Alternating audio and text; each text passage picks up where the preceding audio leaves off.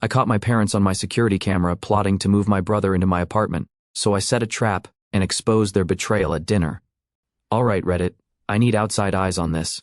Grab your popcorn, enjoy the shit show, and tell me if I overreacted. I'm Oscar, 31, male. And I was halfway through debugging a clusterfuck of legacy code when I checked my apartment security feed and saw my parents letting themselves in. Normal Wednesday afternoon, right? I'd given them a spare key for emergencies, except my dad was holding a tape measure. I watched through my phone as he started measuring my walls, not just casually looking around, actively measuring. My mom was taking notes on her phone, doing that thing where she tilts her head and squints like she's imagining new furniture. Then my younger brother Cody walks in behind them like he owns the place. He was smirking. "This is perfect," Cody said, dropping onto my leather couch and putting his feet on my coffee table. "Way better than that dump I've been crashing at, and Oscar's never even here anyway. Always at the office." My mom nodded along, still taking notes. "We'll need to move the desk out of the second bedroom. That can be Cody's room. Oscar can work from the office like everyone else." "I'm sorry, what?" My dad measured the doorways, the hallway, the whole 9 yards. "Once Cody's stuff is moved in, Oscar won't make a scene. He'll understand family comes first. We just need to do it while he's in San Francisco for that conference next month." I sat there at my desk watching these people plot to steal my apartment in real time, and I started laughing. That dead cold laugh that makes your CO workers look at you like you've gone crazy. My business partner, Scott, glanced up from his monitor with this, "Should I be concerned?" expression. Maybe he should be, because I just watched my family plan a hostile takeover of my apartment. And instead of feeling shocked or hurt, I felt something else entirely, relief, because now I had them all on camera, and I was about to make them regret every single choice that led to this moment. See, I'm a software architect. I own 30% of a startup that just got Series B funding. I make good money, real good money. And 6 months ago, after my mom borrowed my grandfather's vintage Rolex from my apartment, the only thing I had from my dad's father, who actually gave a damn about me, I installed a full security system, cameras, motion sensors, the works. Found that Rolex 3 weeks later on Cody's wrist in an Instagram photo. He told his friends he bought it with his business earnings. Cody's business earnings consisted of whatever MLM scheme he was currently failing at, while mom and dad funded his lifestyle. I'd been documenting everything since then. Every conversation, every time they chose Cody over me, every dismissive comment about how I should help family, while Cody bled them dry. They just handed me enough evidence to bury them all. I texted my brother, "Hey man, wanna grab dinner this weekend? Been too long." 3 dots appeared, disappeared, appeared again. They were probably conferring, wondering if I somehow knew. "Yeah dude, sounds good. Mom and dad free too? Sure, bring everyone. I'll cook at my place Saturday." I had 4 days to prepare, 4 days to set the trap. And Cody, that smug jerk, walked right into it thinking he'd already won. I grew up in Seattle as the older son of Philip and Janet Kowalski. Dad ran a successful import business. Mom managed rental properties they owned. We had money. We had a nice house in Bellevue. We had everything except I didn't have parents who saw me. I had investors who stopped investing the moment Cody was born. I was 8 when my brother arrived, and I went from firstborn to forgotten overnight. The responsible one. The one who didn't need help because he was so capable for his age. Funny how an 8-year-old becomes self-sufficient when nobody's watching anymore. Cody got basketball camp while I was told sports were a waste of time. He got a brand new Audi for his 16th birthday while I worked at Best Buy to buy my own used truck. I got into MIT and they suggested state school would be more practical. Cody barely graduated high school and they celebrated like he'd cured cancer. Bought him a condo near UW, even though he dropped out after 1 semester. I worked my rear off through MIT, through years of grinding at tech companies, through building my own startup.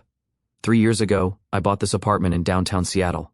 Corner unit, floor-to-ceiling windows overlooking Elliott Bay, the whole flex. It was my proof that I didn't need their approval or their money. I'd given them the spare key, because some pathetic part of me still wanted them to be proud of me. That key was about to cost them everything. The day after watching them measure my furniture, Cody texted me, "Hey bro, need to ask you something important." I smiled at my phone. "Sure. Why don't you all come over Saturday? I'll make that Korean barbecue you guys like." I spent the next 4 days preparing, but not food.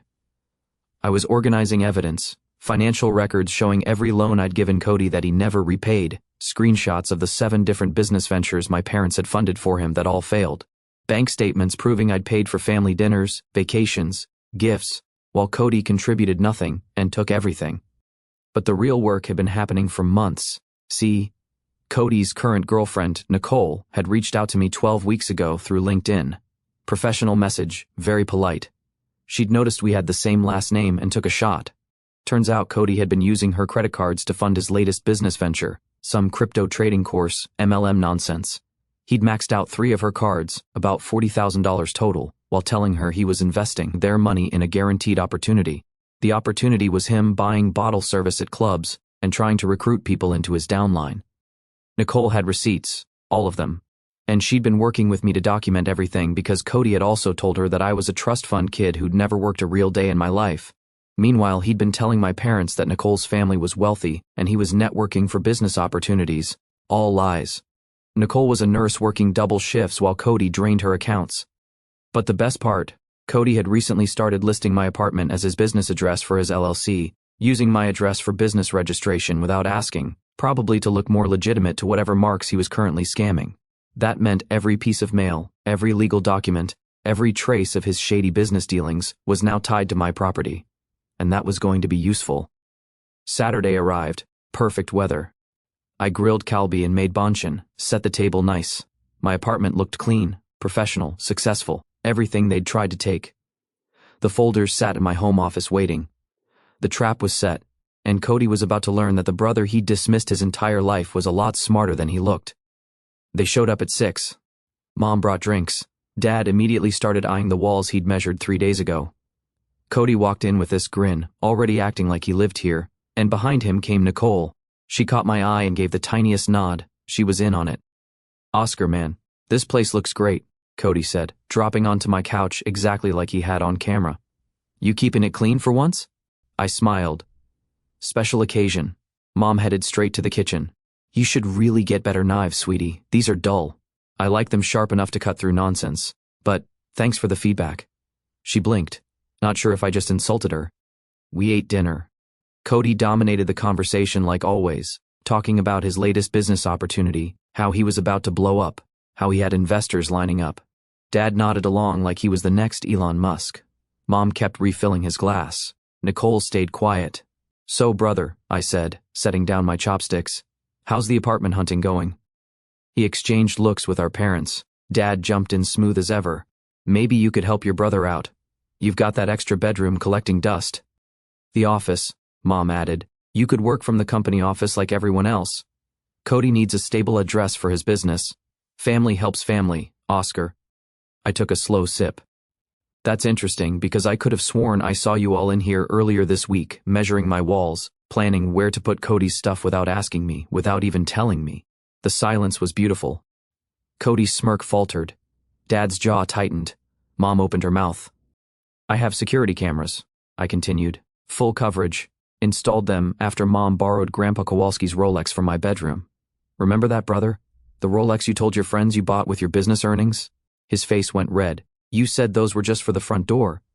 I lied. "And I've got video of you 3 planning to move Cody in while I'm at a conference. Dad, you want to hear your exact words?" I pulled out my phone and played the audio.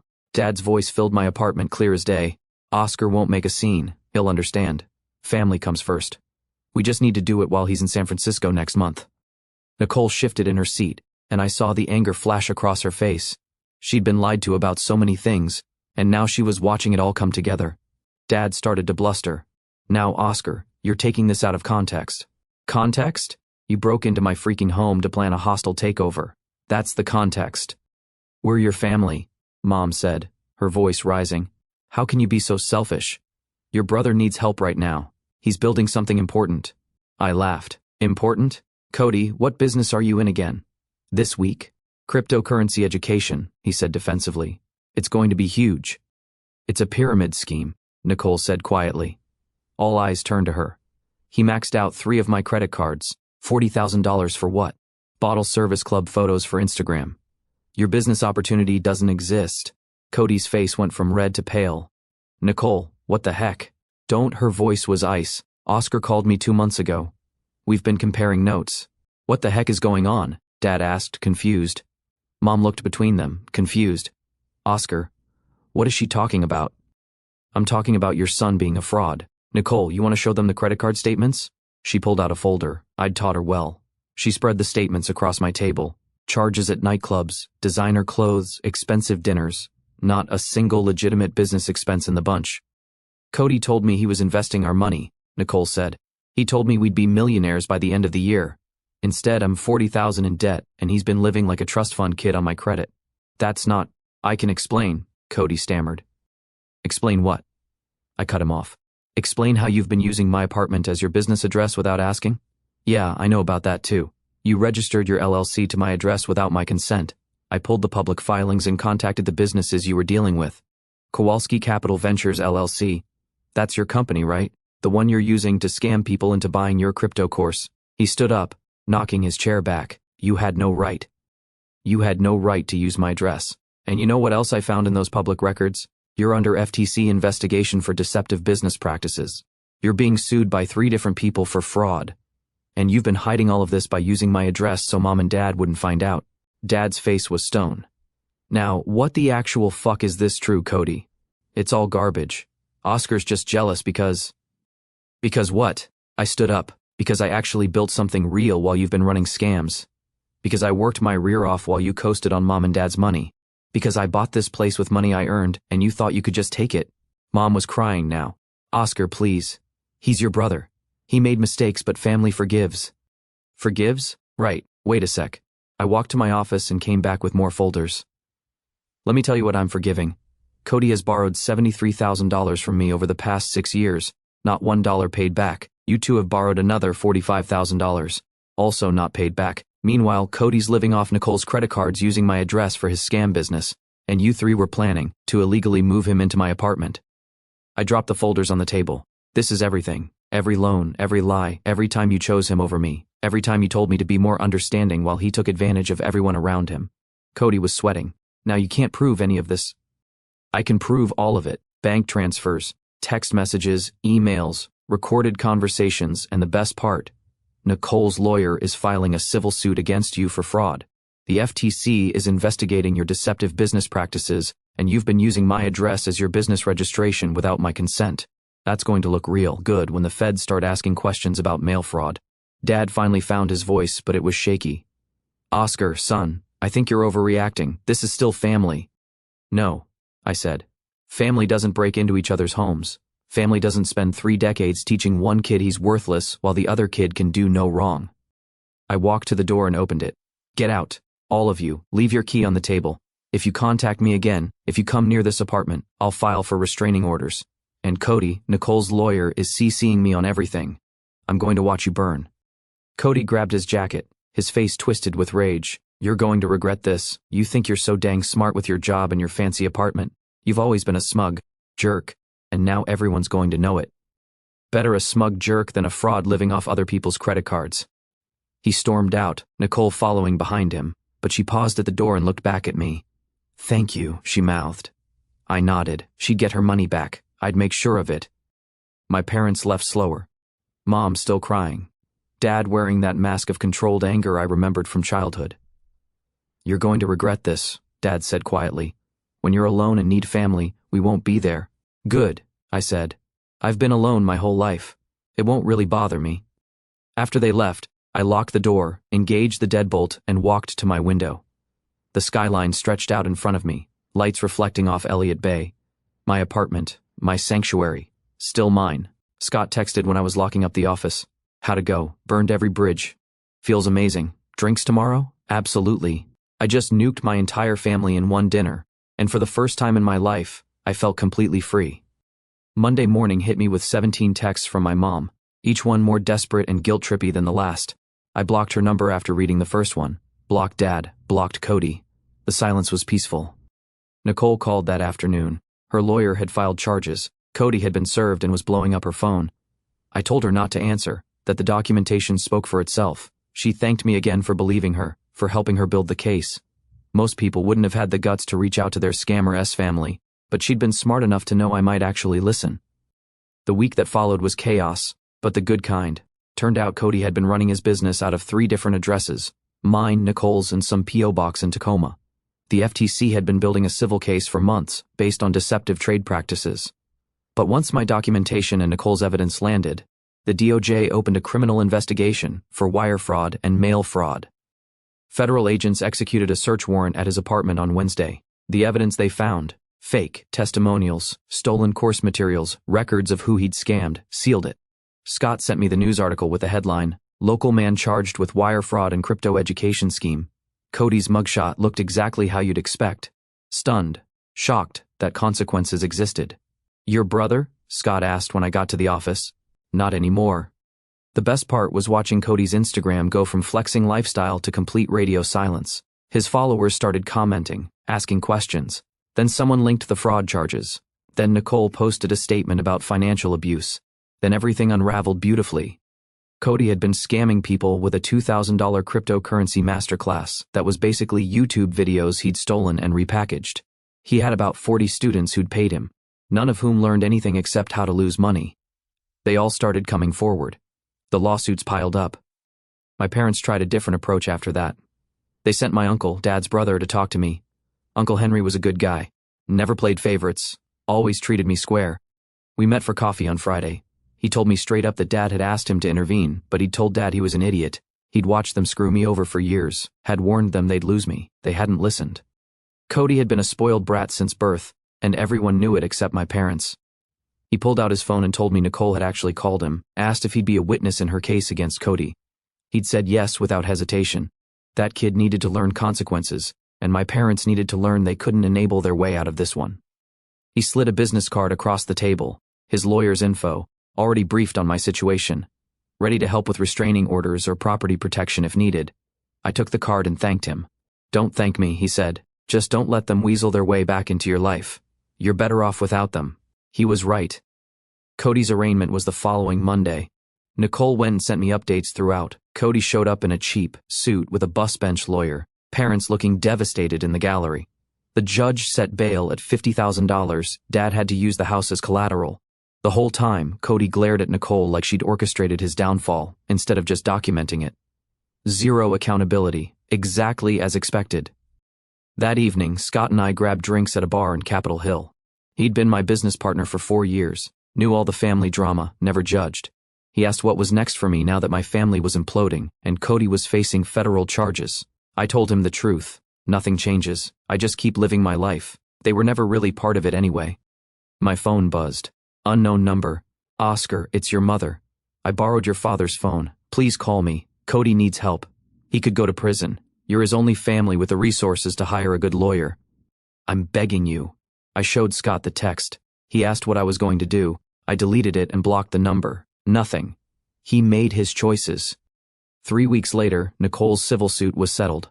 Cody had no money, but my parents did. They paid $40,000 to keep it from going to trial, probably hoping it would make the federal charges look better for sentencing. It didn't help. Nicole sent me a message saying she got the money and was paying off the cards. She mentioned Cody had tried to blame everything on me during depositions, said I'd set him up out of jealousy. Nobody believed him because I had evidence for everything. Meanwhile, my startup hit a major milestone. We closed a deal with a Fortune 500 company, which meant my equity was now worth serious money, like retire at 40 money. Scott and I celebrated by upgrading our office space and hiring 3 more developers. My life was objectively better without my family in it. 6 months passed. I built a life most people only dream about. The startup was thriving. My apartment remained mine. I'd started dating someone, Olivia, a product manager at Amazon, who came from a healthy family and couldn't comprehend the dynamics I'd grown up with. She fit into my life easily, naturally, like relationships are supposed to work. Cody's trial date was set for November. The FTC had him dead to rights, wire fraud, deceptive business practices, identity theft. His bus bench lawyer was trying to negotiate a plea deal, but the prosecutor wasn't interested. They wanted to make an example. I'd kept minimal tabs on my former family through Uncle Henry. Cody was living with my parents in their house, which they'd had to remortgage to pay for his legal fees and Nicole's settlement. Dad's business had taken a hit. Mom had to sell 2 of her rental properties. I felt nothing about their situation. They'd made their choices. Then came the email Wednesday afternoon between code reviews. Subject line, "We need to talk." No sender name, but I knew who it was. I opened it anyway. "Oscar, it's your father. I'm using a work email because you blocked our numbers. I know you don't want to hear from us, but I need you to understand what you've done to this family. Cody is facing prison time, 3 to 5 years. His lawyer says the only way to avoid it is to pay restitution to everyone he scammed, which comes to nearly $200,000. We don't have that kind of money anymore. We've had to mortgage our house, sell properties, drain our retirement. Your mother's health is suffering. People in our community won't talk to us anymore. Do you know how it feels to be treated like criminals because of your own son? I raised you better than this, Oscar. I taught you about standing by your family no matter what. Where did that kid go? Your brother made mistakes. Yes, but he's paid for them 100 times over. He's trying to turn his life around, trying to get legitimate work, but nobody will hire him with pending federal charges. He's alone, struggling, and all he gets is judgment. Your uncle says I should accept that you're lost to us, that you've changed, but I can't believe, blah blah blah, because come on, I'm not reading the whole newspaper he sent. Anyway, he ended with, "Please call me. Let's fix this before it's too late." I read it twice, and easily recognized the manipulation patterns. The old Oscar, the one who'd spent years trying to earn scraps of approval, would have felt crushing guilt. The current Oscar recognized it for exactly what it was. I forwarded it to Uncle Henry with one line, "They're still at it." He responded within minutes, "Don't engage. They're desperate. Your brother's probably going to prison, and they're looking for someone to blame." I didn't respond to my father's email. Responding would only confirm this method worked. The second email came a week later, this time from Cody directly. "Oscar, I know Dad wrote to you. I know you ignored him. Not surprised. Ignoring people who need you is kind of your specialty, right? You sit in your fancy apartment pretending you're better than everyone. Meanwhile, your family is falling apart. Do you know what my life is like now? I can't get a job. I can't leave the state. I'm stuck living with Mom and Dad like I'm 16 again. Everyone in the town knows my business because of you. Nicole got her money back. The FTC is happy. Everyone got what they wanted except me. And you have everything. Money, success, freedom, a girlfriend who probably doesn't know what kind of person you really are. You took the life I could have had. You sabotaged my business. You turned everyone against me. You cost me my relationship. And for what? Because you were jealous that Mom and Dad loved me more. I know you think you're so dang smart. Well, congratulations, brother, you won. But here's the thing. One day, you're going to be in that apartment you guard like it's Fort Knox, and you're going to realize that all your success means nothing without family. You chose revenge over loyalty. You chose money over blood. I hope it was worth it. And by the way, I know your routines. I know everything about your perfect little life. Don't think you're untouchable just because you have money and cameras. Karma's a bitch, big brother. I read the last paragraph twice. That was new. That was a threat. I forwarded both emails to the lawyer for review. He called me within the hour. The threat in the second email gives us what we need. Combined with their documented trespassing 6 months ago and this escalating pattern, we can file for a restraining order, but document everything going forward. Courts like patterns. How fast can we move? I'll file tomorrow. With the explicit threat and your documentation, we should get a temporary order within 72 hours. Full hearing in 2 weeks. I started keeping a detailed log of everything. Every email, every blocked call, every social media interaction, building an airtight case. The temporary restraining order came through 3 days later. Cody was ordered to stay at least 500 feet from my residence and workplace, cease all contact, direct or indirect. The full hearing was scheduled for 2 weeks out, but the temporary order was enforceable immediately. Violation meant arrest and criminal contempt charges. My mom tried one last email through her work account, claiming I was tearing the family apart over nothing. Henry's lawyer sent a response, making it clear any further contact would result in harassment charges and evidence presented at the restraining order hearing. The full restraining order hearing came 2 weeks later. Cody didn't show, probably on advice of his federal defense attorney. The judge made the order permanent based on the documented threats, the trespassing attempt, and the pattern of harassment. 500 feet. No contact, no exceptions. Violation meant immediate arrest. I updated building security with a court order in Cody's photo. Andrew, the head of security, flagged it in their system with instructions to call police immediately if he showed up. 3 weeks passed quietly after that. My mom sent one final email, this time through her work account. "Oscar, you're making a terrible mistake. Getting a restraining order against your own brother over what?" An email. "You're tearing this family apart for no reason. We've lost everything. Your father might have to declare bankruptcy and you're worried about an email. Cody is suffering enough. You've already ruined his life. Isn't that enough? I'm your mother. I gave birth to you. I raised you. Doesn't that mean anything?" Uncle Henry's lawyer sent a response that made it clear any further contact would result in harassment charges. We never heard from them again through official channels. But my brother wasn't done. 3 weeks after the restraining order became permanent, I was working late at the office when Scott called me. "Dude, you need to get home, like right now." "What's wrong?"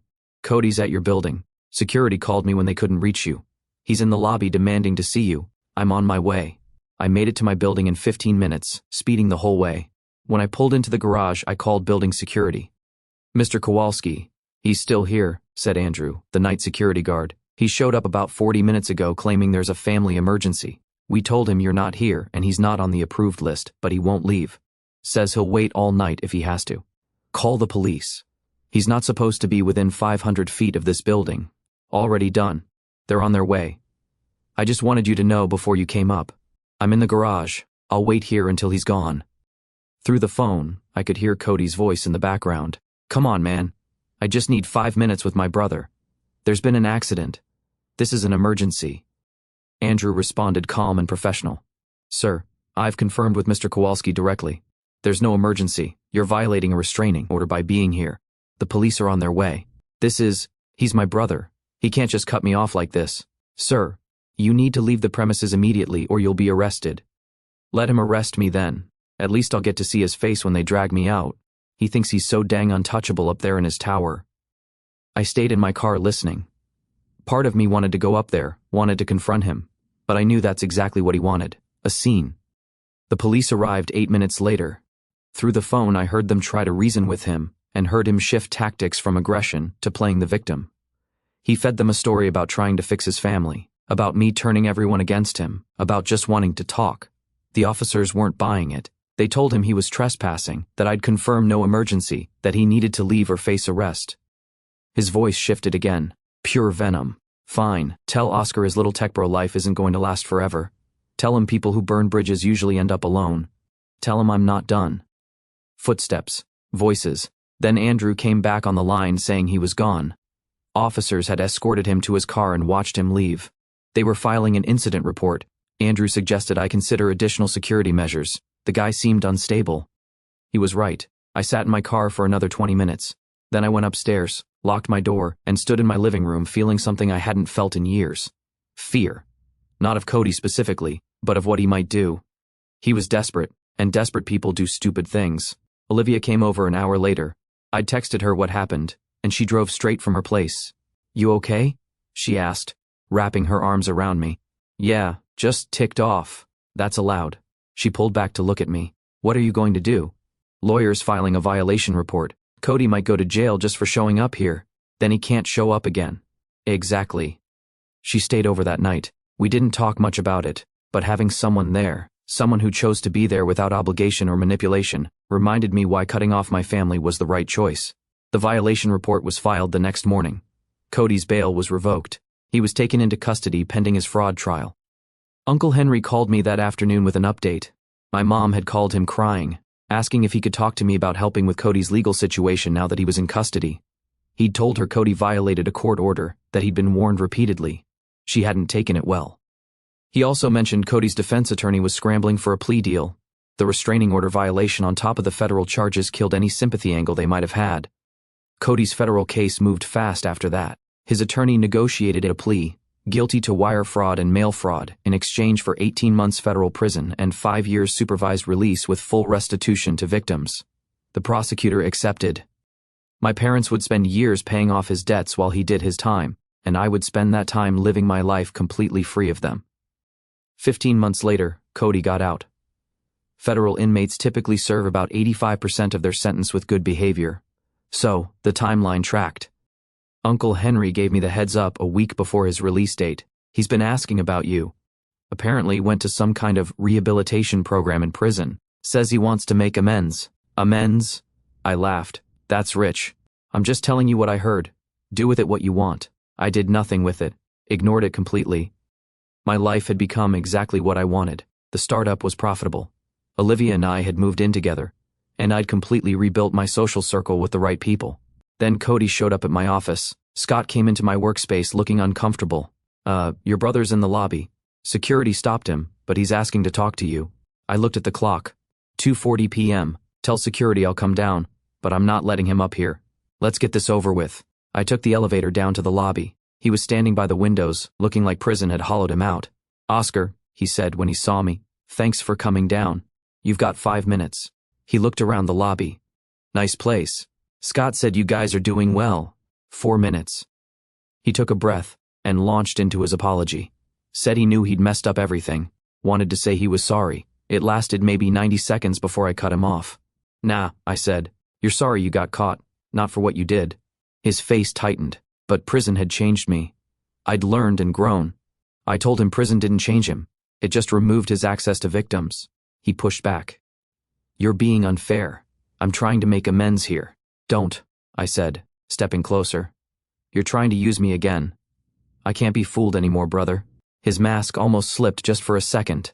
That familiar anger flashed across his face before he caught himself. I should have known you'd be like this, he said. Henry warned me. Said you'd never forgive me. He's a smart man, I said. That's when the real Cody came out. The same rant started, how I thought I was better than everyone, how Mom and Dad were broke, how he couldn't get a job, how Nicole took everything, and how I was looking down on all of them like trash. You know the difference between me and you, brother? I said when he finally ran out of steam. When I failed, I learned. When you fail, you blame everyone else. He tried the family obligation angle, asked if I was going to hate him forever, never give him another chance. I'm not going to think about you at all, I said. That's the point you keep missing. You're just some guy I used to know who kept making terrible choices. You can't say that. I'm your brother. No, you're someone who shares my DNA. And here's what's going to happen now. You're going to leave, never contact me again, never show up at my office or apartment, and never reach out through anyone else. You got out of prison. Good for you. Now go rebuild your life somewhere far away from mine. I mean, if I don't, then you keep making the same mistakes. But you stay away from me while you do it because I'll make sure you'll always face consequences. He tried to call my bluff. I mentioned his probation officer might be very interested in hearing about him harassing the brother he was ordered to stay away from. That changed his face real quick. He grabbed his jacket, his face twisted with rage. You're a cold jerk, you know that? Yes, I know that. We're not done, Oscar. One day you're going to need us, and we won't be there. Promise? He stared at me for a long moment. Screw you. Right back at you, little brother. He turned and walked out. I watched him cross the street, get into a beat-up car and drive away. I went back upstairs. Scott was waiting at my desk. Think he'll try again? Nope. He knows I'll have him arrested. He's not stupid enough to go back to prison. Scott nodded. Good, because we have that investor meeting in an hour, and I need you focused. I will be. I hung up and looked around. This was my life now, built from scratch, earned through years of work, protected by boundaries I'd learned to enforce. My brother would probably try again eventually, maybe through my parents, maybe through some mutual acquaintance, maybe through a desperate email or phone call years from now when he hit rock bottom again. And I'd ignore it, block it, delete it, because I'd learned the most important lesson. Some people will take everything you have and still believe they deserve more. The only way to protect yourself is to cut them off completely, build a life they can't access, and thrive in spaces they can't invade. That was the only revenge that mattered. YouTube just dropped this new hype feature. If you're hooked on this story, smash that hype button. It tells YouTube this video deserves to blow up, and it keeps even crazier stories coming your way.